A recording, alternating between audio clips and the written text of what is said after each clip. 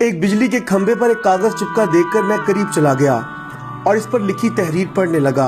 लिखा था, बराहे करम जरूर पढ़ें। इस रास्ते पर कल मेरा 50 रुपए का नोट खो गया है। मुझे ठीक से दिखाई नहीं देता, जिसे भी मिले बराहे करम पहुंचा दे, नवाजिश होगी।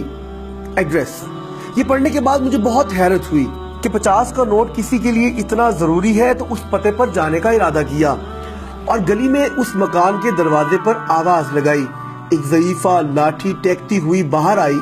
पूछने पर मालूम हुआ बड़ी भी अकेले रहती है और कम दिखाई देता है।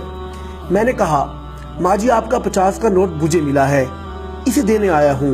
ये सुनकर बुढ़िया रोने लगी। बेटा, अभी तक करीब करीब 50 लोग मुझे 50 का नोट दे गए हैं। मैं अनपढ़ हूँ, ठीक से दिखाई भी नहीं देता। पता नहीं कौन मेरी इस हालत को देखकर मेरी मदद करने के लिए लिख कर चला गया। बहुत इसरार करने पर माई ने पैसे तो रख लिए, लेकिन एक दरखास्त की कि बेटा वो मैंने नहीं लिखा, किसी ने मेरी मदद की खातिर लिख दिया है। जाते हुए उसे फाड़ कर फेंक देना बेटा। मैंने हाँ कहकर टाल तो दिया, लेकिन मेरे ज़मीर ने मुझे सोचने पर मजबूर कर दिया कि इन सभी लोगों से बुढ़िया ने वो कागज फाड़ने के लिए कहा होगा, मगर किसी ने नहीं फाड़ा।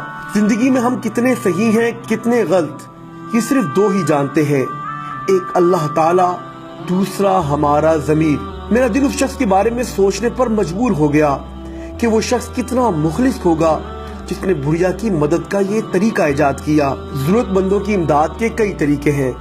मैंने उस शख्स को दिल से दुआएं दी। सिर्फ मदद करने की नीयत होनी चाहिए। रास्ता और रहनुमाई अल्लाह सुब्हानहू व तआला की तरफ से हो जाती है।